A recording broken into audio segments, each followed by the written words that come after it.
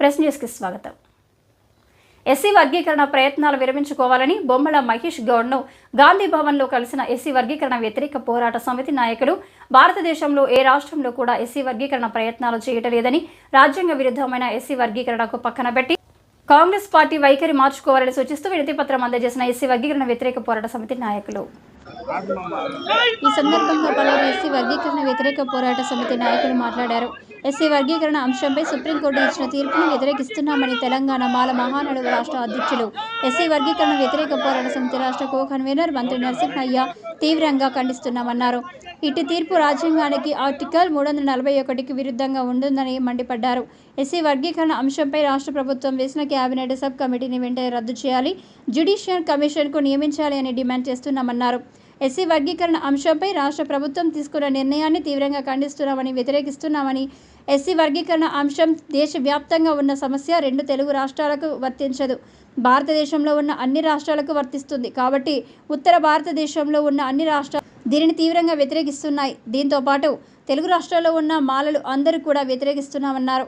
తెలంగాణ రాష్ట్రంలో ఉన్న మాలలు తీవ్రంగా వ్యతిరేకిస్తున్నామని, కేంద్రంలో ఉన్న కాంగ్రెస్ పార్టీ, ఏఐసీసీ రాహుల్ గాంధీ, మల్లికార్జున్ ఖార్గే తీసుకున్న నిర్ణయాలకు రాష్ట్ర ప్రభుత్వం కట్టుబడి ఉండాలి అని, కేంద్ర ఏఐసీసీ రాహుల్ గాంధీకి వ్యతిరేకంగా తెలంగాణ రాష్ట్ర ముఖ్యమంత్రి యనమల రేవంత్ రెడ్డి వ్యవహరిస్తున్నారన్నారు.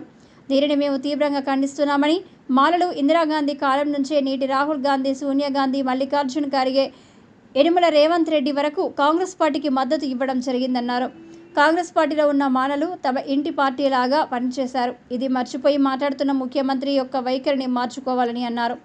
ఎస్సీలో ఉన్న 59 కులాలకు న్యాయం జరగాలంటే కులగణన స్థాయి, గ్రామ స్థాయి, మండల స్థాయి, జిల్లా స్థాయి, రాష్ట్ర స్థాయి వరకు చేయాలని, విద్య, ఉద్యోగ, ఉపాధి, ప్రభుత్వ సంక్షేమ పథకాలలో లబ్ధి పొందిన కులాలు ఎన్ని లబ్ధి పొందారు అనే కులాలు ఎన్ని వారి యొక్క లెక్కలను తీయాలని, సామాజికంగా, ఆర్థికంగా, రాజకీయ పరంగా వెనుకబడిన కులాల యొక్క లెక్కలను కూడా తీయాలని, వెనుకబడిన కులాలకు వారి అభివృద్ధి కోసం రాష్ట్ర ప్రభుత్వం ప్రత్యేకమైన బడ్జెట్ను కేటాయించి వారిని అభివృద్ధి పథంలో నడిపించాలి అని అన్నారు. ఈ కార్యక్రమంలో ఎస్సీ వర్గీకరణ వ్యతిరేక పోరాట సమితి కో కన్వీనర్లు చెరుకు రామచందర్, రాజు, ఉస్తాద్, జి చెన్నయ్య, బేర బాలకిషన్, నల్లాల కనకరాజు, తాళ్లపల్లి రవి, కరణం కిషన్, మేక వెంకన్న, నాను, దూర్గుల వెంకటేశ్వర్లు, జంగ శ్రీనివాస్, గోపోజు రమేష్, సుధీర్, వినోద్ కుమార్, డాక్టర్ చిమల తారి, నాగేశ్వరరావు, సత్యనారాయణ, రాజు, చేతన్, వినోద్, ప్రభాకర్ తదితరులు పాల్గొన్నారు. ఎస్సీల యొక్క విభజనను మేము తీవ్రంగా వ్యతిరేకిస్తూ ఉన్నాం. ఎందుకంటే రాజ్యాంగంలో దళితులను కానీ గిరిజనులను కానీ విభజించడానికి ఎక్కడ లేదు. ఇది రాజ్యాంగ విరుద్ధం. భారతదేశంలో ఉన్నటువంటి 29 రాష్ట్రాల్లో ఎక్కడ కూడా ఏ రాష్ట్రం కూడా సుప్రీంకోర్టు తీర్పుకు అనుకూలంగా ఎక్కడ కూడా ఏ ముఖ్యమంత్రి కూడా ఎస్సీ వర్గీకరణ చేస్తానని చెప్పట్లేదు. ఓన్లీ రేవంత్ రెడ్డి గారు మాత్రమే అసెంబ్లీ సాక్షిగా ఈరోజు ఎస్సీ వర్గీకరణ చేస్తామని మాట్లాడడం విడ్డూరంగా ఉంది. అదేవిధంగా ఉత్తమ్ కుమార్ కమిటీ వేయడం మేము ఆల్రెడీ చెప్పినాం. ఉత్తమ్ కుమార్ రెడ్డి కమిటీ ఉత్తిదే. ఆల్రెడీ వాళ్ళ ఉత్తమ్ కుమార్ కమిటీ కాదు. నిజంగా కులగణన చేయాలి, నిజంగా దళితుల యొక్క సమస్యలు తెలుసుకోవాలంటే ఐఏఎస్ అధికారులతోనా లేకుంటే సిట్టింగ్ జడ్జితోనా ఒక కమిషన్ ఏర్పాటు చేయాలని మేము డిమాండ్ చేసినాం.